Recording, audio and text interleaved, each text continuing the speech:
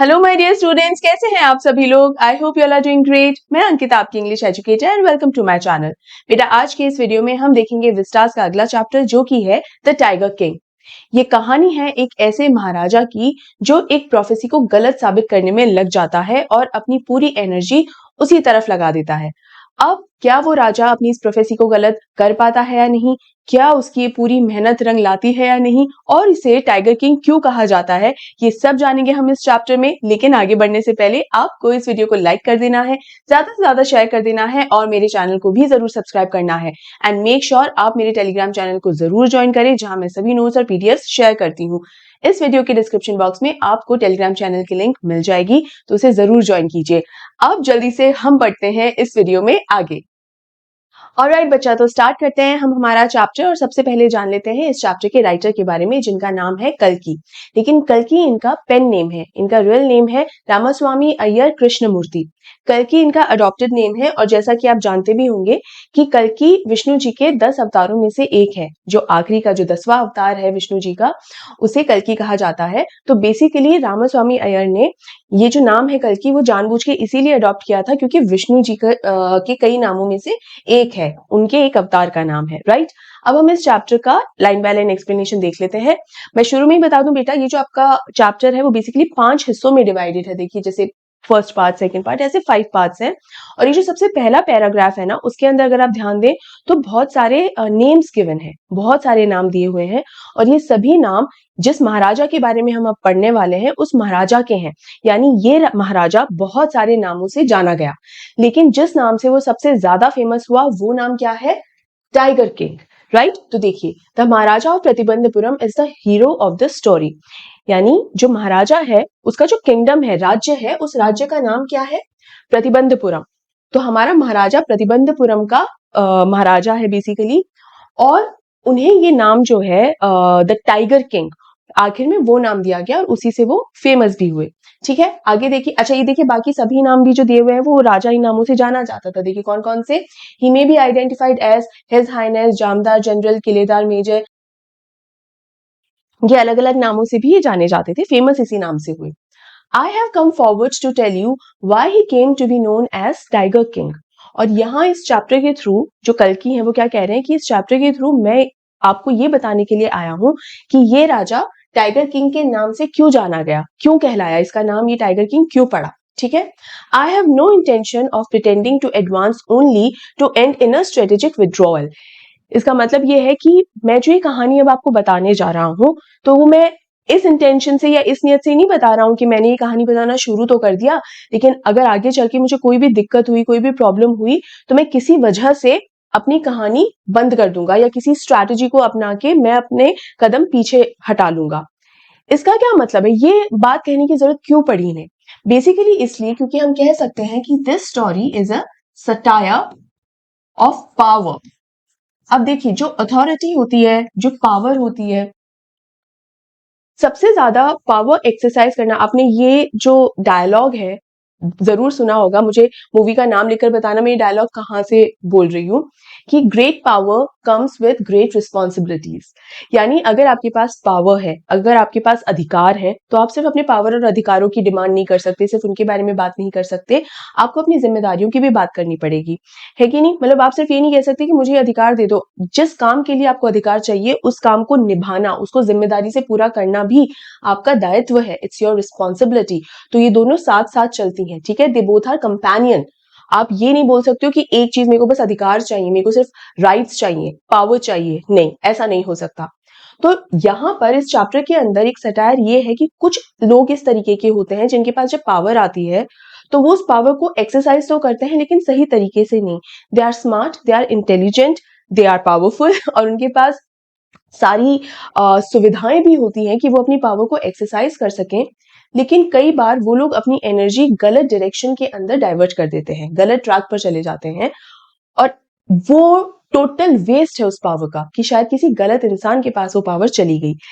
और इसी बात पर ये चैप्टर है। तो कहीं ना कहीं जो कल्कि है वो ये कहना चाह रहे हैं कि आगे चल के अगर कोई दिक्कत भी हुई या किसी रीडर को मान लीजिए समस्या भी हुई ना, it doesn't matter to me. कोई भी चैलेंज आ जाए, कोई भी ऑब्स्टेकल आ जाए, मैं ये बात जो कहने जा रहा हूं मैं वो जरूर कहूंगा, क्योंकि स्टोरी के माध्यम से उन्होंने यही बताने की कोशिश की है कि कुछ लीडर्स ऐसे होते हैं जो अपनी पावर का इस्तेमाल सही तरीके से नहीं करते या सही डायरेक्शन में नहीं करते, राइट। और ये वो लीडर्स हैं जिन्हें खुद को ही नहीं पता कि वो अपनी पावर का कितना गलत इस्तेमाल कर रहे हैं और कितनी गलत दिशा में वो पावर एक्सरसाइज कर रहे हैं, राइट। तो कल को अगर कोई दिक्कत भी हो गई ना, तब भी मैं अपने कदम पीछे नहीं हटाने वाला है, ये कल की स्टार्टिंग में ही हमें बता रहे हैं। Even the threat of Stuka bomber, Stuka bomber क्या है बेटा, वर्ल्ड वॉर 2 के अंदर इसका इस्तेमाल किया हुआ। ये किस्म का एयरक्राफ्ट होता है जो डाइव बॉम्बर की तरह होता है कि कहीं पर भी अगर अटैक करना हो तो ये जो एयरक्राफ्ट है वहीं पर ही उससे अटैक कर देते हैं और ये एयरक्राफ्ट वहां पे जाके क्रैश हो जाता है।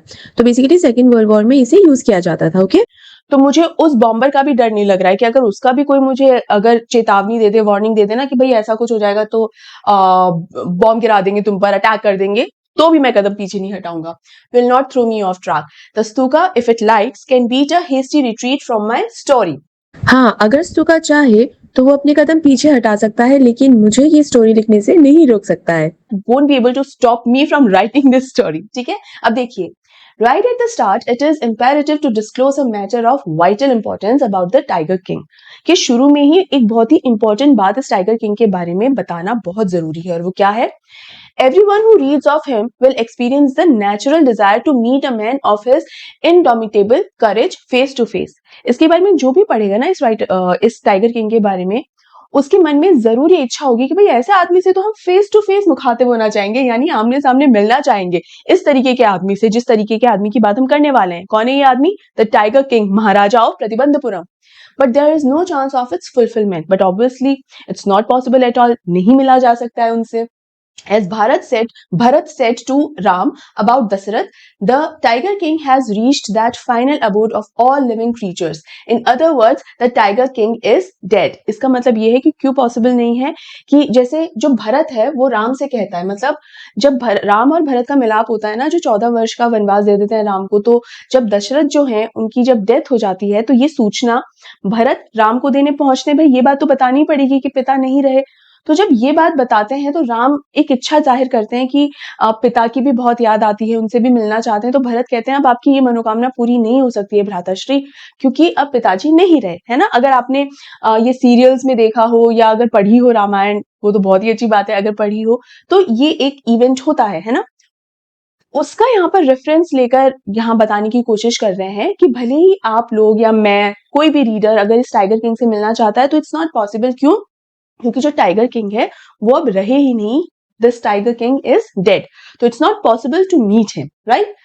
अब यहाँ पर देखो मैं एक बात बताती हूँ, जो कल्कि हैं उन्होंने ये जो लिखा है ना ये चैप्टर, जिस लैंग्वेज में लिखा है, ऑफ कोर्स इंग्लिश लैंग्वेज में लिखा है, बट जिस स्टाइल में लिखा है ना, इट्स ब्यूटीफुल। मतलब ये जिस इतनी खूबसूरती से एक एक्सप्लेनेशन दिया हुआ है, बहुत ही शानदार एक्सप्लेनेशन है ये, और बिल्कुल एक कैजुअल या कन्वर्सेशनल लैंग्वेज में नहीं लिखा है। एक एक तरीका, एक टोन है, एक कैरेक्टर है इनकी राइटिंग स्टाइल का, कि भाई यहाँ पर देखो रामायण का रेफरेंस भी इन्होंने इस्तेमाल किया है। तो ये वो एलिमेंट्स होते हैं जो एक स्टोरी को इंटरेस्टिंग बनाते हैं, कि आपने बस हाँ नॉर्मल कह दिया। जैसे सनी देओल का एक डायलॉग है, वो ये भी बोल सकता है ना कि हाँ मैं ज्यादा अगर बदतमीजी करी ना तो मैं तुम्हें ना पंच करूंगा, ये भी बोल सकता था, लेकिन कहता क्या है, ये 2.5 किलो का हाथ है, आदमी उठता नहीं उठ जाता है ना, ये बोलता है। तो क्या इम्पैक्ट आता है ऑडियंस पे। तो वैसे ही इम्पैक्ट क्रिएट करने की कोशिश की जाती है, अलग अलग तरीके, अलग अलग एलिमेंट्स डाल के, ताकि रीडर्स को बहुत इम्पैक्टफुल लगे वो reading style, right. Reading style as in जो राइटिंग है उसे पढ़ना इंटरेस्टिंग लगे, ठीक है। The manner of his death is a matter of extraordinary interest। It can be revealed only at the end of the tale। The most fantastic aspect of his demise was that as soon as he was born, astrologers had foretold that one day the Tiger King would actually have to die। अब सबसे मजेदार बात क्या होती है कि इस tiger king की पूरी लाइफ इतनी इंटरेस्टिंग नहीं है जितनी इंटरेस्टिंग इसकी डेथ है। अब डेथ इंटरेस्टिंग का मतलब ये नहीं कि वाओ क्या डेथ हुई, ऐसा नहीं। इंटरेस्टिंग जो रीजन की वजह से इस टाइगर किंग की डेथ हुई, वो जो रीजन है वो एक्स्ट्रा ऑर्डिनरी है। Interesting as an extraordinary है, मतलब किसी जो भी इंसान जन्म लेता है मरता ही है ना, लेकिन जिस तरीके से इस टाइगर किंग की डेथ हुई है तो वो कोई साधारण डेथ नहीं, वो इस तरीके से वो डेथ हुई कि एकदम कोई प्रिडिक्ट ही नहीं कर पाया, कोई बिल्कुल भी अंदाजा नहीं लगा पाया कि इस तरीके से इसकी डेथ हो जाएगी। तो it was an event of something extra ordinary, right. और ये बात कि वो कैसे उसकी डेथ हुई, ये सिर्फ स्टोरी के आखिर में ही हमें बताया जा सकता है। काइंड ऑफ सीक्रेट ही है ये कि किस तरीके से, अदरवाइज पहले पता चल गया तो कोई भी सस्पेंस ही नहीं रहेगा, वो इंटरेस्ट ही खत्म हो जाएगा। इसके अलावा डिमाइस अगेन डेथ। तो जब महाराजा, जब इनका जन्म हुआ तो भाई उस टाइम पे तो राजकुमार थे ना, ही वॉज अ प्रिंस। तो जब उनका जन्म हुआ तो सबसे मजेदार बात ये हुई कि भाई राज पुरोहितों को, पंडितों को, एस्ट्रोलॉजर्स को, इनको सबको बुलाया गया कि भाई राजकुमार का जन्म हुआ है, तो उनका भविष्य जानना चाहते थे। और ये होता भी था कि भाई हाँ हाँ हमें भविष्य जानना है, जो राजकुमार है वो कैसे राजकुमार होंगे क्या।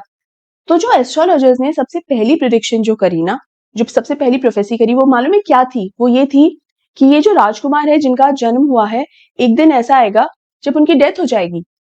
देखा जाए तो ये ऐसी कोई बात है क्या जो प्रिडिक्ट करी जाए या जिसके लिए एस्ट्रोलॉजर्स की जरूरत हमें है? बिल्कुल भी नहीं। ऑब्वियसली जिस इंसान का जन्म हुआ है एक ना एक दिन उसकी डेथ भी जरूर होगी, अमर तो कोई है ही नहीं ना। तो यहाँ पर एक तरीके से अगेन मजाक उड़ाया गया है कि जो कई लोग ना बड़ी बड़ी बातें करने की कोशिश करते हैं। देखिए मजाक क्या उड़ाया गया है या किस चीज पर मॉक किया गया है, वो ये है कि कई बार लोग ना बड़ी बड़ी बातें करते हैं कि हमने क्या शानदार बात कही है, क्या इंटरेस्टिंग बात कही है। बट अगर हम उसका अदर एस्पेक्ट देखें तो बहुत ही बेसिक सी बात थी, इतनी बेसिक बात थी, लेकिन सिंस वो एक ऑर्डिनरी इंसान बोल रहा है तो हम उस पर सीरियसली ध्यान नहीं देते।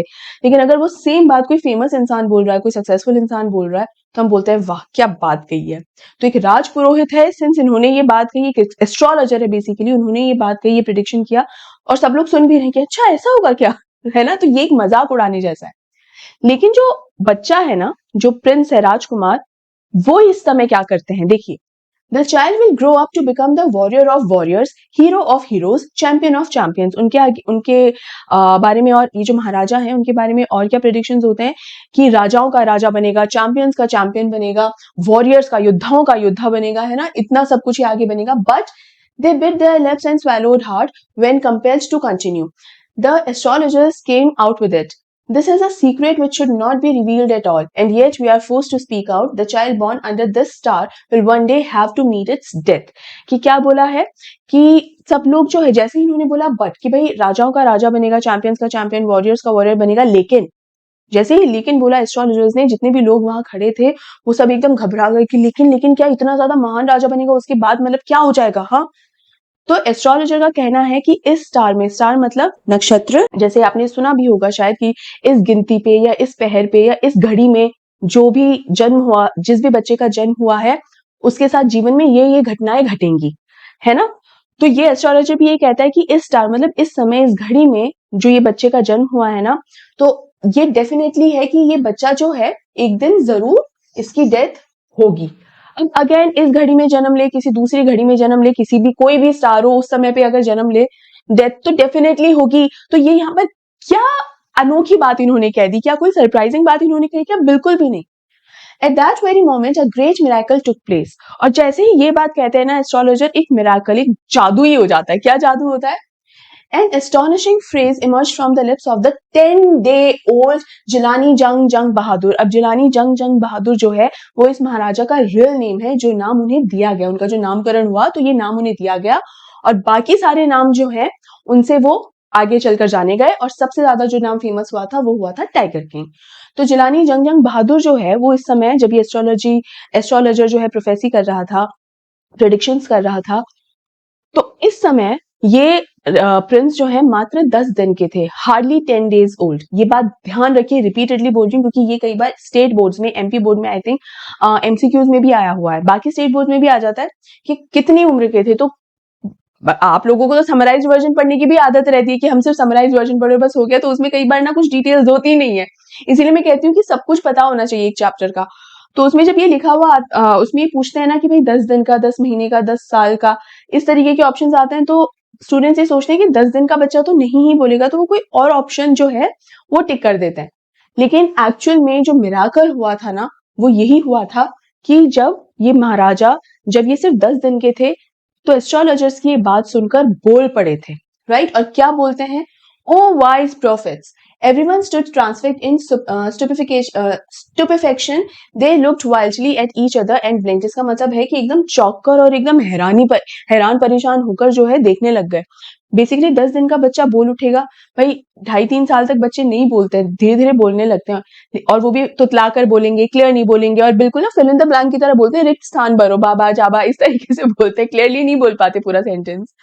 तो यहाँ पर जो है ये जो बच्चा जो है इतना क्लियरली बोला और पूरा सेंटेंस बोला, ओ वाइज प्रॉफिट्स, तो सब लोगों को आश्चर्यचकित हो जाना तो बनता ही है ना। O wise prophets, it was I who spoke, कि भाई मैं बोला हूँ, 10 दिन का ये जो बच्चा है मैं बोला हूँ। This time there were no grounds for doubt, it was the infant born just 10 days ago who had enunciated the words so clearly, कि भाई मैं ही बोला हूँ, मैं सिर्फ 10 दिन का बच्चा हूँ और मैं ही बोला हूँ ये। और जब ये बोलता है तो अब डाउट की कोई गुंजाइश ही नहीं रहती, क्योंकि सारे के सारे लोग जो हैं वो बच्चा जो है उसको देखने लग जाते हैं। The chief astrologer took off his spectacles and gazed intently at the baby, और अपने चश्मे उतार कर ये जो एस्ट्रोलॉजर है, चीफ एस्ट्रोलॉजर, वो एकदम घूर घूर के उस बच्चे को देखने लग जाता है कि हाउ इज इट पॉसिबल कि 10 दिन का बच्चा जो है वो बात कर रहा है, बोल रहा है। All those who are born will one day have to die. We don't need your predictions to know that. There would be some sense in it if you could tell us the manner of that death.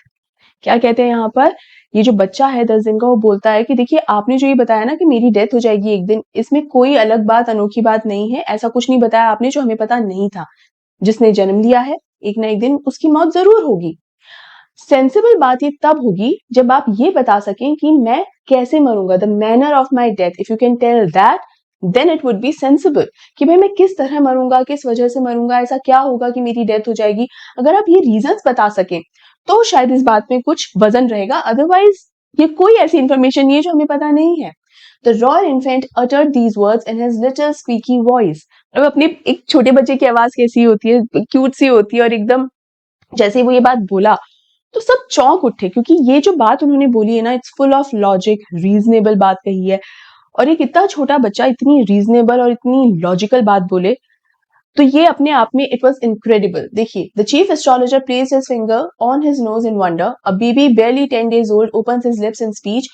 Not only that, it also raises intelligent questions. मतलब intelligent questions मतलब होता है ना कि जो बच्चे सबसे smart questions पूछते हैं, सबसे इंपॉर्टेंट क्वेश्चंस पूछते हैं, डाउट तो सबको ही आते हैं, लेकिन कई स्टूडेंट्स को इस तरीके के डाउट होते हैं जो या तो किसी और को ऐसे डाउट्स ना आए हों, या बहुत ही इंपॉर्टेंट क्वेश्चंस उन्होंने पूछे हों, बहुत सेंसिबल क्वेश्चंस पूछे हों, क्योंकि क्वेश्चंस पूछना अपने आप में भी एक आर्ट होता है ना। तो यहाँ पर जो चीफ एस्ट्रोलॉजर था वो इस तरह से मतलब सोच में पड़ गया, नाक पर ऐसे हाथ रख के, और एकदम सोच में पड़ गया कि एक 10 दिन का, मात्र 10 दिन का बच्चा एक तो बात कर रहा है, और वो सिर्फ बोल नहीं रहा है, वो इंटेलिजेंट क्वेश्चन कर रहा है। मतलब एक ऐसा क्वेश्चन जो करने के लिए शायद आपको एक्सपीरियंस की जरूरत है, ऐसे इंटेलिजेंट क्वेश्चंस कर रहा है। Incredible, rather like the bulletins issued by the war office than facts. इसमें इसका मतलब बेसिकली ये है कि फैक्ट्स पे बिलीव करने की बजाय, भाई डेथ जो है, डेथ के बारे में कोई बात करे, इट्स अ फैक्ट ना, डेथ इज इनएविटेबल, आएगी आएगी, तो इससे बेटर ये है कि हम यहाँ पर न्यूज ये होगी कि भाई किस तरीके से वो डेथ होगी, तो अगर ये बात पता चले तो हाँ वो एक न्यूज की तरह है, अदरवाइज डेथ हो जाएगी ये कोई न्यूज नहीं है, it's just a fact, right. क्या बात तो सही कह रहे हैं 10 दिन का बच्चा कि भाई जो डेथ है तो डेथ तो होगी, हर जिसने भी जन्म लिया डेथ तो होगी, इट्स अ फैक्ट। किस तरीके से डेथ होगी, that would be a bulletin, bulletin माने न्यूज, खबर, कि वो एक खबर की बात है, वो मेरी तरफ से एक नई इंफॉर्मेशन होगी इन लोगों की, भाई कि वो डेथ जो है वो हुई कैसे। बात तो ये बच्चा बिल्कुल सही कह रहा है। The chief astrologer took his finger off his nose and fixed his eyes upon the little prince. The prince was born in the hour of the bull. The bull and the tigers are and the tiger are enemies. Therefore, death comes from the tiger. He explained. अब यहाँ पर ध्यान से जो है ये chief astrologer अपनी जो फिंगर है वापस अपनी नोज से हटा के और अपनी आंखें इस बच्चे के ऊपर वापस एकदम गौर से देखता है। मे बी स्टडिंग समथिंग, होता है ना माथे की लकीरें पढ़ रहे हो एंड ऑल, मे बी। और बाद में क्या कहता है कि ये जो बच्चा जब पैदा हुआ ना, उस समय कौन सा टाइम चल रहा था, bull hour, the hour of the bull, ये समय चल रहा था। और बुल जो है वो टाइगर का दुश्मन है, bull and tiger they both are enemies, दोनों एक दूसरे के दुश्मन है। तो सिंस ये राजा का जो जन्म है वो बुल के time per hour of the bull में हुआ है, इसीलिए राजा की जो डेथ है वो टाइगर की वजह से होगी। So death comes from the tiger, tiger जो है वो ही राजा की मृत्यु का कारण बनेगा, right. You may think that Crown Prince Jung Bahadur was thrown into a quack when he heard the word tiger. That was exactly what did not happen. As soon as he heard it pronounced, the Crown Prince gave a deep growl. Terrifying words emerged from his lips. Let tigers beware. क्या कहता है यहाँ पे, जैसे ही सुनता है कि अच्छा मेरी जो डेथ है वो उसका रीजन क्या है कि मैं किसी टाइगर के हाथों से मारा जाऊंगा, ठीक है, तो एक तो डेथ, और वो भी इतना 10 दिन का बच्चा डेथ के बारे में बात कर रहा है, सुन रहा है, और अपनी खुद की डेथ के बारे में सुन रहा है। और वो डेथ कोई ऐसी वैसी डेथ नहीं है, सीधे टाइगर के हाथों मारा जाएगा। तो भाई टाइगर अगर सामने आ जाए तो आधी जान तो वैसे ही निकल जाती है, आत्मा ऑलरेडी आपका शरीर छोड़ चुकी होती है, तो और डर लगता है। लेकिन ये जो 10 दिन का बच्चा है ना, ये महाराजा, इसको बिल्कुल इस चीज का डर नहीं लगा कि अच्छा ये है। जैसे ही उसने सुना कि अच्छा टाइगर के वजह से मैं मारा जाऊंगा, tiger would be the reason of my death, ठीक है, लेट टाइगर्स बीवेयर, सावधान कर दो टाइगर्स को कि भाई उनके हाथों से मैं मारा जाऊंगा। तो बेसिकली उनके हाथों से मैं मारा जाऊंगा ये खबर पहुंचाने के लिए नहीं, बेसिकली इसका मीनिंग ये है कि अच्छा टाइगर और मैं मतलब दुश्मन है, बता दो, जरा होशियार कर दो सारे टाइगर्स को, क्योंकि इसका इंटेंशन ये है कि मैं उनके लिए ज्यादा बड़ा खतरा हूं, मेरे सामने अगर टाइगर आएगा तो टाइगर ही हारेगा, मैं उसे मार डालूंगा। ये होता है कॉन्फिडेंस और ये होती है बहादुरी। अब यहाँ पर मैं जब कॉन्फिडेंस और बहादुरी की बात कर रही हूँ तो आप लोग इसको ये इस तरह से सोचकर मत बैठ जाना कि हाँ हाँ टाइगर के सामने जाना, हाँ ठीक है हम भी जा सकते हैं, हमें मरने से डर नहीं लगता, हमें ये करने से डर नहीं लगता। नो, ब्रेव होना एक बात है और सुसाइडल होना और बात है। इस तरीके के कारनामे करना कि हमें शेर चीते बाघ के सामने जाने में भी डर नहीं लगता है, बेटा वो आपसे ज्यादा पावरफुल ही है। अगर आप वेल ट्रेन्ड नहीं हो, इट्स बेटर कि आप सर्कस के शेर के सामने भी ना जाओ, क्योंकि आपको पता नहीं है कि उसे हैंडल कैसे करना है।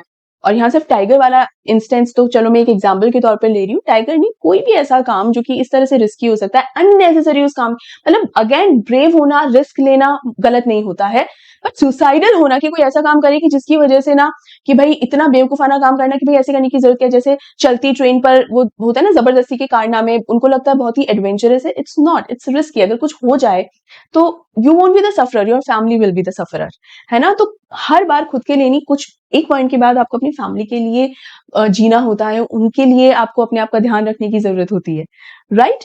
चलिए आगे बढ़ते हैं। This account is only a rumour rife in Pratibandapuram, but with hindsight we may conclude it was based on some truth। अब यहाँ तक ये जो बात हुई है ना बेटा, अभी तक ये जो बात है वो एक रूमर की तरह प्रतिबंधपुरम में फैल रही थी कि भाई हाँ 10 दिन का बच्चा है, इस तरह से टाइगर वाली एस्ट्रोलॉजी प्रोफेसी हुई एंड ऑल, ये एक रूमर की तरह प्रतिबंधपुरम में थी, क्योंकि सिर्फ राजमहल में ये बात हुई थी, पूरा किंगडम थोड़ी हर चप्पे चप्पे तक ये मतलब विद प्रूफ ये बात फैलेगी, है ना।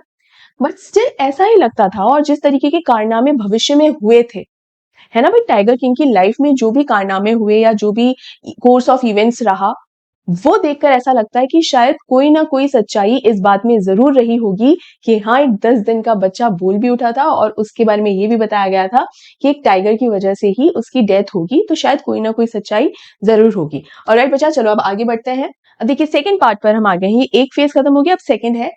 Crown Prince Jung Bahadur grew taller and stronger day by day. No other miracle marked his childhood days apart from the event already described। तो ये बचपन में जब वो 10 दिन का था उस टाइम पे ये जो मिराकल हुआ था ना कि वो बोल उठा था, उसके अलावा उसके बाद उनकी लाइफ में ऐसा कोई इवेंट नहीं हुआ कि बहुत ही मिराकुलस हो या लोगों को सुनकर एकदम शॉक हो जाए कि भाई सच में ऐसा हुआ, ऐसा कुछ नहीं हुआ। और दिन ब दिन वो बेहतर होते चले जा रहे थे, स्ट्रॉन्गर होते चले जा रहे थे, है ना। The boy drank the milk of an English cow, was brought up by an English nanny, tutored in English by an Englishman, saw nothing but English films exactly as the crown princes of all the other Indian states did। मतलब ये basically ये information इसलिए दी गई है, देखिए अंग्रेजी English cow का ही दूध पीते थे, इंग्लिश ट्यूटर थे उनके, और इंग्लिश मूवीज ही देखा करते थे। इसके अलावा उनकी जो नैनी थी, मतलब जो उनका ध्यान रखती थी, वो भी कौन थी, एक इंग्लिश नैनी थी, ठीक है। ये सारी इन्फॉर्मेशन स्पेशली इसलिए प्रोवाइडेड है बेटा क्योंकि ये उस दौर की कहानी है जब ब्रिटिश कॉलोनियल एरा था, ठीक है, ब्रिटिश राज था भारत के ऊपर।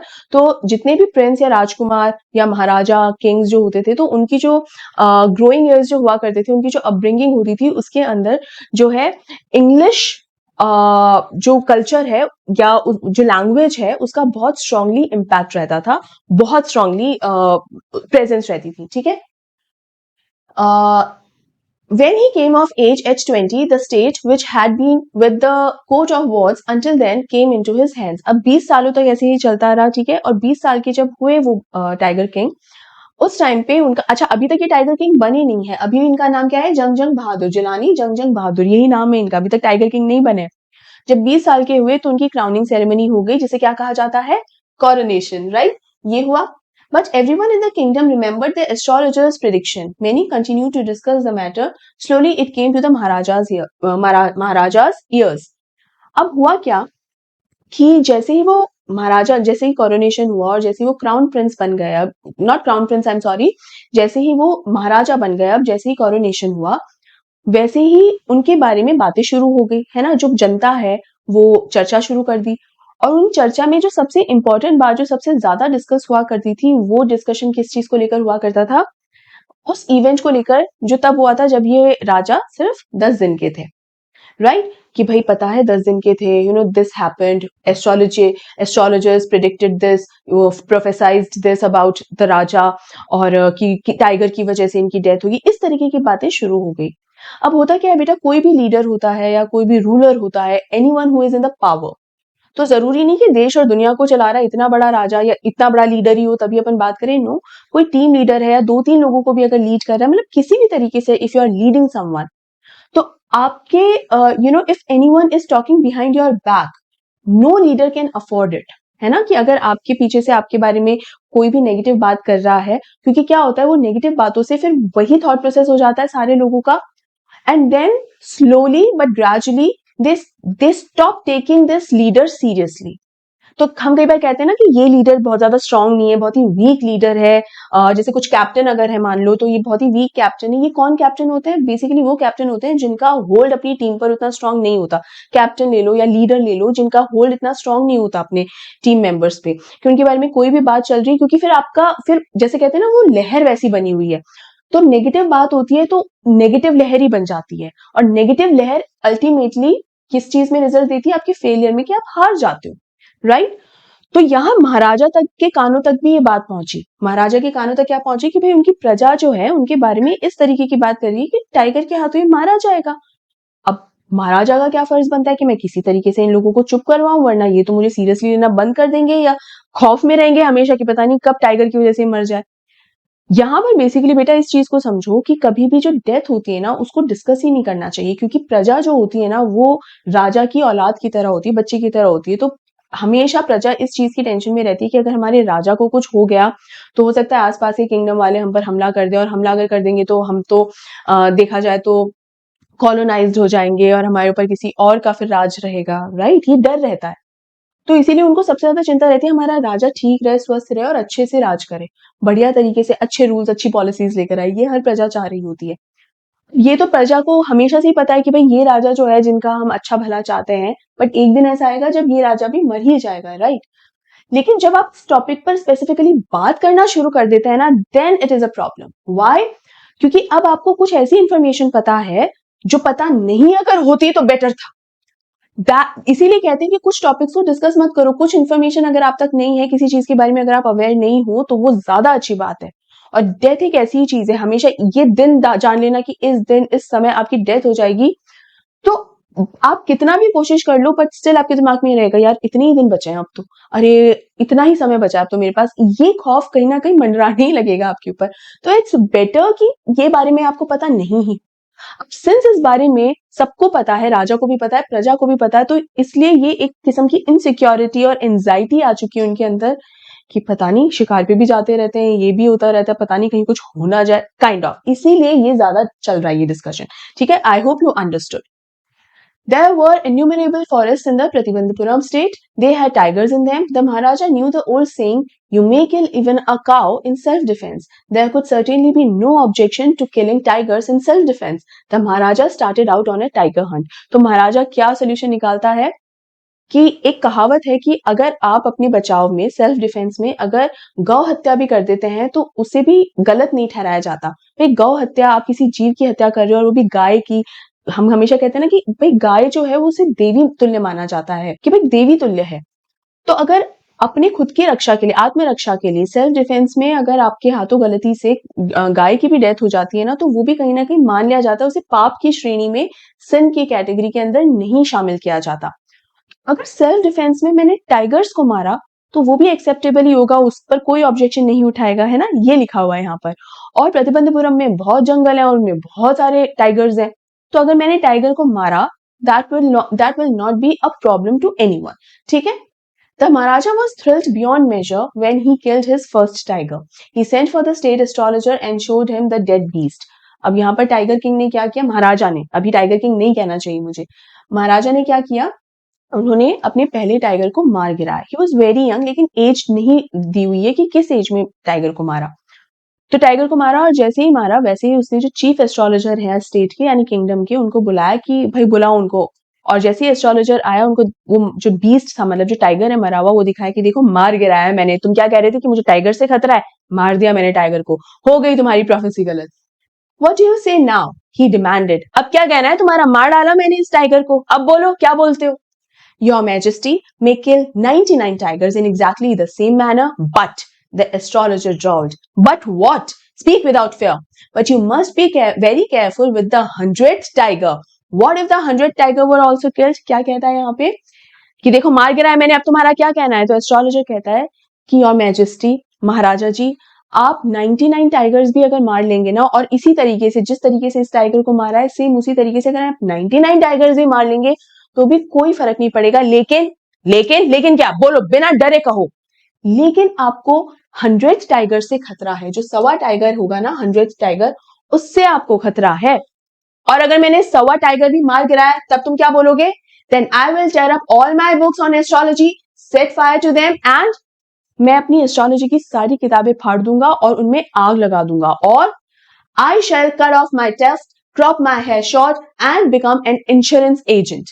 The astrologer finished on an incoherent note. यहाँ क्या बोलता है, ये थोड़ा फनी भी है। क्या कहते हैं कि मैं अगर मेरी बात गलत साबित हुई, मैंने जो प्रोफेसी की है अगर वो गलत साबित हुई ना तो मैं अपना सर मुंडवा दूंगा। क्रॉप माई हेयर शॉर्ट मतलब ये सर मुंडवा दूंगा, मेरी टफ को काट डालूंगा। टफ मतलब जो यहाँ पर कई लोगों को आपने देखा होगा कि जो पुरोहित भी होते हैं वो जो है यहाँ एक छोटी सी चोटी रखते हैं, छोटी सी मतलब एक चोटी रखते हैं और पूरा सर जो है उसे मुंडवा के रखते हैं, लेकिन एक चोटी रखते हैं जिसे कहा जाता है शिखा।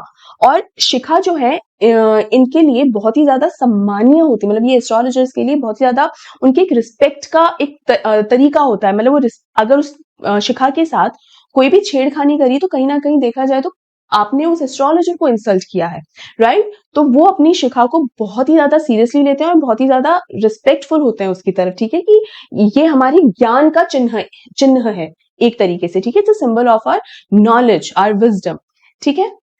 तो इसके बारे में बात करता है और फिर क्या कहता है, मैं इंश्योरेंस एजेंट बन जाऊंगा। तो यहाँ पर अब बेसिकली ये एक मेटाफोरिकल साइन है और वो साइन ये है कि एक ऐसा इंसान जो कि ट्रेडिशनली रूटेड है, कल्चरली रूटेड है, बहुत ऑर्थोडॉक्स भी कह सकते हैं यहाँ पर, और जो इतनी सारी अपनी शिखा को पर इतना ज्यादा भरोसा करता है, अपनी प्रोफेसी पर इतना ज्यादा भरोसा करता है, एक एस्ट्रोलॉजर है।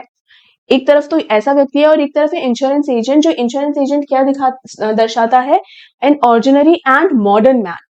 तो देखा जाए तो ये जो कल्चरल रूटेड पर्सन है और ये जो मॉडर्न पर्सन है, ordinary man who is so modern, ये एकदम कॉन्ट्राडिक्टरी है।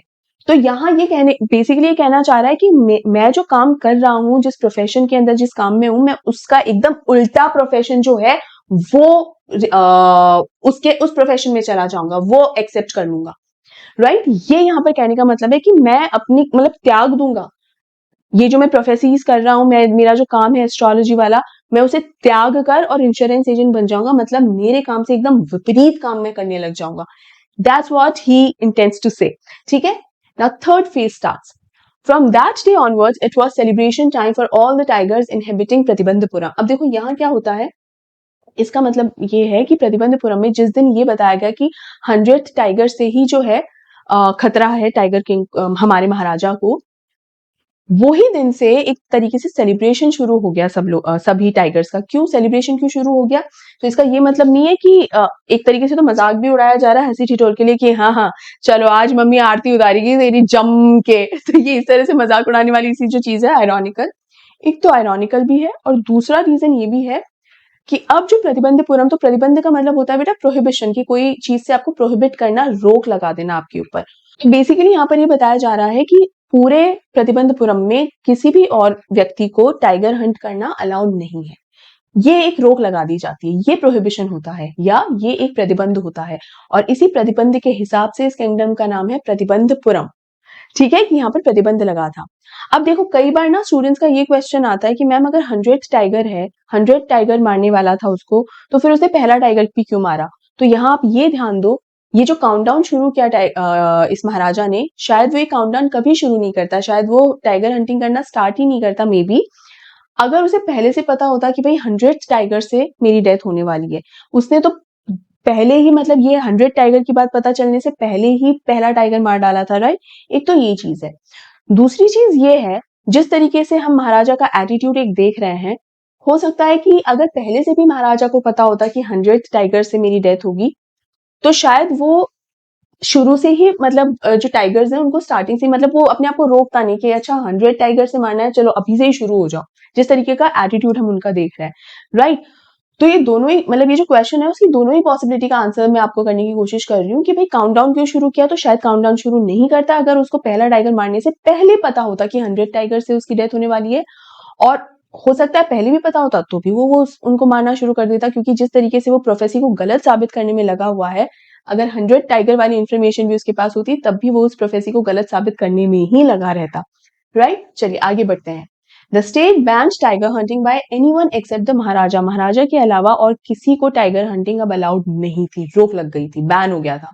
A proclamation was issued to the effect that if anyone dared to fling so much as a stone at a tiger, all his wealth and property would be confiscated. ये confiscated का मतलब होता है जब्त कर लेना, कि अगर किसी ने मतलब गोली चलाना या टाइगर को जान से मारना तो बहुत दूर की बात है, अगर उस पे कोई चीज ऐसे उठाकर फेंकने की भी कोशिश की, एक पत्थर या एक कंकड़ जैसी चीज भी उठाकर फेंकने की भी कोशिश की, तो उसकी सारी जमीन जायदाद, उसकी पूरी वेल्थ प्रॉपर्टी एवरीथिंग वो सब सीज कर ली जाएगी, जब्त कर ली जाएगी, कन्फिस्केट कर ली जाएगी। ठीक है। The Maharaja vowed he would attend to all other matters only after killing the 100 tigers. Initially, the king seemed well set to realize his ambition. और महाराजा ने एक तरीके से एक कसम खा ली। वाव का मतलब होता है, वाव नहीं वाव, इसका मतलब बेसिकली होता है वचन लेना। ठीक है। ओथ जिसको हम कहते हैं, एक वचन ले लिया यहाँ पर महाराजा ने, शपथ ली कि जब तक मैं सारे के सारे 100 के 100 टाइगर्स को नहीं मार गिराऊंगा तब तक मैं और कोई मैटर और कोई काम नहीं करूंगा और किसी मैटर पे ध्यान नहीं दूंगा। ठीक है। मेरे लिए जो मतलब सबसे बड़ी प्रायोरिटी है वो यही है। Initially, the king seemed well set to realize his ambition. Not that he faced no dangers. There were times when the bullet missed its mark. The tiger leaped upon him and he fought the beast with his bare hands. Each time it was the Maharaja who won. अब यहाँ पर देखो, हमें ये भी बताया गया था ना कि वो बहुत ही ज्यादा ब्रेव होगा महाराजा, he would be the king of kings और champion of champions and warrior of warriors, ये सब बताया गया है। तो हो सकता है आपके सामने एक क्वेश्चन आ जाए, how can you say that he will be the warrior of warriors, मतलब ऑन व्हाट ग्राउंड्स, मतलब सिर्फ इसलिए क्योंकि एस्ट्रोलॉजर ने कह दिया, कोई रीजन कोई प्रूफ तो होगा ना आपके पास। So the proof here is, सबसे पहला ये इंसिडेंट आपको बताना है अगर ऐसा क्वेश्चन आ जाए तो, कि भाई राजा ने क्या शपथ खाई थी कि मैं सारे टाइगर्स को खुद मारूंगा, किसी और को अलाउड नहीं है। और उसको ये भी लग रहा था शुरू में कि उसने ये जो कसम खाई है और ये जो उसने बीड़ा उठाया है सारे टाइगर्स को मारने का, ये बिल्कुल सही है, एकदम सही राह पर है वो, राइट। और जब वो अपनी टाइगर्स को इनको मारना शुरू करता है ना, तो हमेशा टाइगर को मारना, was it an easy hunt every time? No. कि भाई सामने टाइगर आया, उठाई बंदूक और मार दी गोली, या उठाया तीर कमान और मार दिया तीर, ऐसा नहीं हुआ होगा ना हर बार। तो कई बार ऐसा हुआ कि जब भाई टाइगर भी है वो भी तो अपने आप को बचाने के लिए ट्राई करेगा ना, ऐसा थोड़ी कि हाँ भाई मैं आ गया मार दो यहाँ गोली, ऐसा तो नहीं हुआ होगा ना, अपने आप को बचाने की कोशिश की होगी। तो इस वजह से कई बार जो है महाराजा का जो निशाना है वो भी मिस हुआ। ठीक है, ही मिस्ड द शॉट। और तब ऐसा हुआ कि जब महाराजा को अपने खुद को और टाइगर से लड़ना पड़ा था। बेयर हैंड्स का मतलब होता है कि कोई हथियार नहीं है, हाथों से ही वो उससे ऐसे कुश्ती टाइप लड़ रहा है।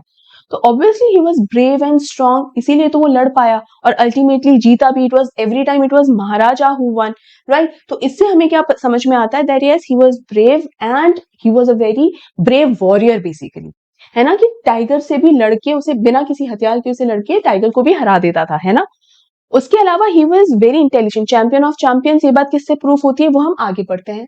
Eight another time he was in danger of losing his throne. भाई एक टाइम तो ऐसा आया था कि जब वो अपने किंगडम को, अपने राजपाट को ही खोने वाला था, लेकिन उसने बचाया कैसे, देखो। A high-ranking British officer visited Pratibandhapuram. He was very fond of hunting tigers and fonder of being photographed with the tigers he had shot. तो यहाँ पर दूसरा इंसिडेंट क्या होता है कि एक हाई रैंकिंग ब्रिटिश ऑफिसर होता है। मैं आपको ऑलरेडी बता चुकी हूँ कि ब्रिटिश राज चल रहा था इस टाइम पे। तो ये जो हाई रैंकिंग ब्रिटिश ऑफिसर होता है, जब ये आता है तो वो प्रतिबंधपुरम में, और उसको ना बहुत शौक होता है कि ना वो टाइगर हंट करे, टाइगर को मारे, ये इसका शौकीन होता है वो। लेकिन टाइगर हंटिंग से भी बड़ा शौक उसको किस चीज का होता है कि वो टाइगर की डेड बॉडी वहां पड़ी है और उसकी तरफ ऐसे निशाना बांध के खड़ा हुआ है और वो मतलब he love to get photographed like this कि देखो मैंने इस टाइगर को मार गिराया। तो वो जो पोज होता है ना कि भाई यहाँ पर डेड बॉडी पड़ी हुई है टाइगर की और मैं ऐसे बंदूक लिए खड़ा हूँ या उसकी तरफ निशाना बनाकर खड़ा हुआ हूँ, इस चीज की फोटोग्राफ खिंचवाने का शौक उसको और भी ज्यादा था। तो इसीलिए वो क्या चाहता था, प्रतिबंधपुरम आना चाहता था और टाइगर हंटिंग के लिए जाना चाहता था। ठीक है, he was very fond of hunting tigers and fonder of being photographed with the tigers he had shot. As usual he wished to hunt tigers in Pratibandhapuram. यहाँ पर भी उसने टाइगर हंटिंग के लिए ही बोला, but the Maharaja was firm in his resolve. भाई महाराजा was very firm, मतलब उनको पता था मैं किसी और को टाइगर नहीं मारने दूंगा, मैं ही सारे टाइगर्स को मारूंगा। प्रतिबंध भी इसीलिए लगाया था कि कोई और अगर टाइगर हंट कर लेगा ना तो उसकी जो गिनती है टाइगर्स की, 100 टाइगर्स की, वो कम हो जाएगी, तो उसे और ज्यादा बाहर ढूंढने पड़ेंगे। तो उसने ये जो बैन लगाया था वो बैन हर किसी पे था, सिर्फ इस किंगडम पे नहीं, किसी दूसरे भी नहीं मार सकता है ना। ही रिफ्यूज परमिशन, और उसने मना कर दिया कि नहीं मैं बिल्कुल परमिशन नहीं दूंगा कि टाइगर हंटिंग हो। I can organise any other hunt, you may go on a boar hunt, यानी सुअर होता है बॉर, ठीक है, तो आप बॉर हंटिंग पे जा सकते हैं। You may conduct a mouse hunt, चूहों की हंटिंग पर आप जा सकते हैं। We are ready for a mosquito hunt, मतलब हम मच्छरों को भी अगर आप मारना चाहते हो ना तो हम वो भी अरेंजमेंट सारी करवा देंगे, but tiger Hunt that's impossible, भाई वो नहीं हो सकता, वो नहीं करने देंगे। The British officer's secretary sent word to the Maharaja through the Diwan that the Durai himself did not have to kill the tiger. Durai का मतलब क्या होता है बेटा, ये जो पोस्ट है, वो जो हाई रैंक है ना, उस रैंक का नाम क्या है, दुराई। जैसे कर्नल, लेफ्टिनेंट, जनरल, ये रैंक्स के नाम होते हैं ना, वैसे ही इस हाई रैंकिंग ब्रिटिश ऑफिसर की जो रैंक है उसका नाम क्या है, दुराई, और दुराई सैनी। ठीक है, तो दुराई है। तो जब मना कर दिया राजा ने, तो इस ब्रिटिश ऑफिसर ने अपने सेक्रेटरी के हाथों एक और लेटर भिजवाया, और उस लेटर में क्या लिखा था, और वो लेटर महाराजा का जो दीवान है वो दीवान लेकर आया। ठीक है, दीवान मिनिस्टर आप कह सकते हैं, दीवान लेकर आया, और उसमें क्या लिखा था कि जो दुराई है, वो जो ब्रिटिश ऑफिसर है, कोई जरूरी नहीं है कि उसे खुद को उस टाइगर को मारना he did not have to kill the tiger. ऐसा कुछ नहीं है कि वो टाइगर को खुद को ही मारना चाहता है। द महाराजा को डू द एक्चुअल किलिंग। भाई अगर महाराजा की ऐसी ऐसी शर्तें हैं या ऐसी ऐसी जरूरत है कि भाई उसने बैन लगा रखा है और वो खुद ही टाइगर को मारेगा, तो ठीक है, let the Maharaja Hunt the tiger, Maharaja tiger को मार लेगा, कोई जरूरी नहीं कि मैं खुद से ही टाइगर को मारूं। मुझे तो एक्चुअली फोटोग्राफ ज्यादा पसंद है, वो ज्यादा मुझे खिंचवानी है। ठीक है, what was important to the Durai was a photograph of himself holding the gun and standing over the tiger's carcass। मतलब उसकी जो डेड बॉडी है वहां पे खड़े होके और बंदूक ऐसे पकड़ के और वो फोटोग्राफ खिंचवानी है। That's more important to this Durai, right? But the Maharaja would not agree even to this proposal. If he relented now, what would he do if other British officers turned up for tiger hunts? लेकिन महाराजा जो है वो सिर्फ photograph वाली बात पर भी agree नहीं करता, क्योंकि उनको ये लगता है कि भाई आज चलो ठीक है ये तो सिर्फ फोटोग्राफ के लिए आ रहा है, लेकिन कल को कोई दूसरा ब्रिटिश ऑफिसर आ गया तो मैं उसको कैसे कन्विंस करूंगा। जरूरी तो नहीं ना कि हर ब्रिटिश ऑफिसर उसे सिर्फ फोटोग्राफ खिंचवाने का ही शौक हो, वो तो हो सकता है ना कि भाई हंटिंग का ही शौक रखे, है ना। तो मैं उसको कैसे कन्विंस करूंगा, और उसके बाद कोई और आ गया तो मैं हर बार इस तरीके से कैसे, ये तो मैं अगर एक बार परमिशन दे दी तो फिर आगे से आगे आते ही रहेंगे और I won't be able to handle it every time. So if I can not handle things every time, it's better not to start it, है ना। तो यहाँ ये सीखनी, this is very smart and intelligent of this maharaja, कि जो चीज मैं हैंडल नहीं कर पाऊंगा भविष्य में, it's better not to start today, कि वो मैं स्टार्ट ना करूं तो वो ज्यादा बेटर है, वरना मेरे लिए प्रॉब्लमेटिक होगा।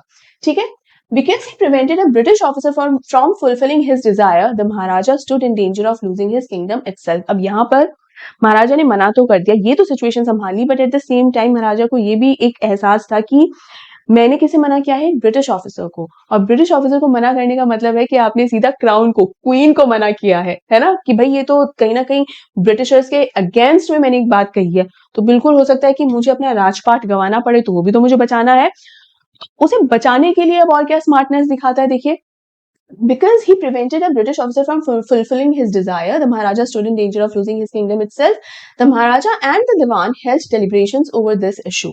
As a result, a telegram was dispatched forthwith to a famous British company of jewelers in Calcutta, sent samples of expensive diamond rings of different designs. अब तो कोलकाता कहा जाता है, तब कैलकाटा ही कहा जाता था। तो कैलकाटा में एक ब्रिटिश कंपनी थी जूलर्स की, मतलब जूलर्स की एक ब्रिटिश कंपनी थी कैलकाटा में। वहां पर एक टेलीग्राम, पहले तो राजा जो है अपने दीवान से डिस्कस करता है, भाई क्या किया जाए, कैसे संभाला जाए, ये तो गड़बड़ हो गई, हो सकता है कि भाई किंगडम से हाथ धोना पड़े। आफ्टर डिस्कशन वो क्या रिजल्ट पे पहुंचते हैं कि ऐसा करते हैं कि कुछ डायमंड रिंग्स उन तक एज अ गिफ्ट पहुंचवा देते हैं। ठीक है, तो वो कैलकाटा में एक ब्रिटिश कंपनी है ज्वेलर्स की, उन्हें कांटेक्ट करते हैं कि हमें कुछ सैंपल्स भेजिए एक्सपेंसिव अच्छी बेहतरीन डायमंड रिंग्स की, ठीक है, अलग अलग डिजाइन की होनी चाहिए, ठीक है। और करीब 50 रिंग्स आई, 50 रिंग्स करीब आई, ठीक है। The maharaja send the whole lot to the British officer's good lady, good lady मतलब ब्रिटिश ऑफिसर्स वाइफ। तो 50 की 50 डायमंड रिंग्स जो होती है ना, वो ब्रिटिश ऑफिसर की जो वाइफ है उन्हें भेज दिया जाता है सारे के सारे। The king and the minister expected the Durai Saini to choose 1 or 2 rings and send the rest back. Durai Saini कौन है? वाइफ ऑफ दुराई, ठीक है।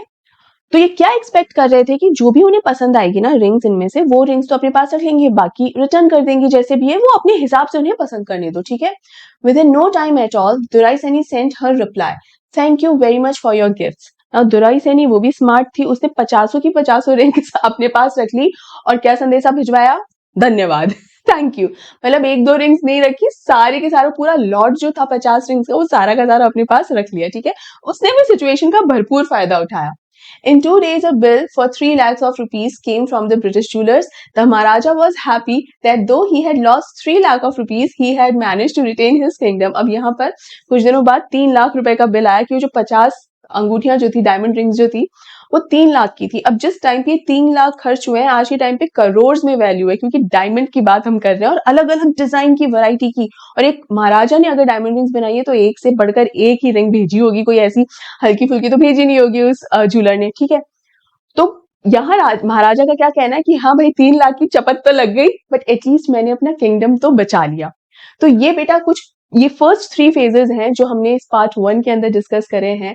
और अभी तक स्मार्ट किस तरीके से, इंटेलिजेंट किस तरीके से है महाराजा, ये भी हमने जान लिया। और ब्रेव क्यों है, वॉरियर क्यों है, ठीक है। जो वॉरियर ऑफ वॉरियर्स क्यों उसके लिए प्रेडिक्ट किया गया था, वो सब हमने जाना है इसमें। तो यहाँ तक तो बात हो रही है कि किस तरीके से उसने प्रतिबंध लगाया, बैन लगाया, अपने आप को टाइगर हंटिंग के अंदर पूरी तरीके से इन्वॉल्व किया, हमने इस पार्ट 1 में ये जाना। पार्ट 2 ही जल्द ही आएगा जिसमें हम ये जानेंगे कि एग्जैक्टली कहानी में ऐसा क्या ट्विस्ट आता है और आगे चल के ऐसा क्या होता है कि भाई जो टाइगर किंग है उसकी डेथ बहुत ही ज्यादा अनोखी हो जाती है और एक्स्ट्रा ऑर्डिनरी हो जाती है, क्योंकि उसमें यही है the demise of the maharaja, the demise of the maharaja, वो event it was extraordinary, ये हमें शुरू में ही पता है। तो वो एक्स्ट्रा ऑर्डिनरी कैसे बन जाता है वो सब हम जानेंगे पार्ट 2 के अंदर, ठीक है। और टाइगर क्या करता है ऐसा कि भाई वो एक्स्ट्रा ऑर्डिनरी हो जाता है, ये सब हम पार्ट 2 में जानेंगे।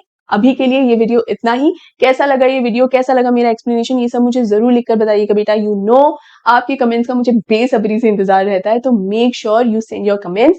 अपने क्वेश्चंस पूछिए, डाउट्स पूछिए, अगर कोई है तो। हमेशा मैं कहती हूँ डाउट्स पूछने में कोई भी कमी, कोई भी हेजिटेशन नहीं रखनी है आपको। और ये भी बताना मत भूलिएगा कि आपको ये एक्सप्लेनेशन कैसा लगा और चैप्टर क्या पसंद आ रहा है क्या, राइट। इसी नोट पे इस वीडियो को यहाँ एंड करते हैं, मिलते हैं अगले वीडियो में बहुत ही जल्द। लेकिन इस वीडियो को लाइक करना मत भूलिए, ज्यादा से ज्यादा शेयर कीजिए और मेरे चैनल को भी जरूर सब्सक्राइब कीजिए और टेलीग्राम चैनल को जरूर ज्वाइन कीजिए, जहां पे आपको सभी नोट्स और पीडीएफ में प्रोवाइड कर रही हूँ। और कोई भी लेटेस्ट सीबीएसई की इन्फॉर्मेशन होती है तो वहां पर वो भी मैं डाल देती हूँ, तो आपके लिए वो भी बहुत हेल्पफुल हो जाता है, इजीली वो आपको मिल जाती है, राइट। इस वीडियो के डिस्क्रिप्शन बॉक्स में आपको टेलीग्राम चैनल का लिंक मिल जाएगा, so make sure you join that. Alright बच्चा, तो एंड करते हैं इस वीडियो को यहाँ पर। अपना ढेर सारा ध्यान रखिए, मिलते हैं अगले वीडियो में, तब तक के लिए take care and good bye.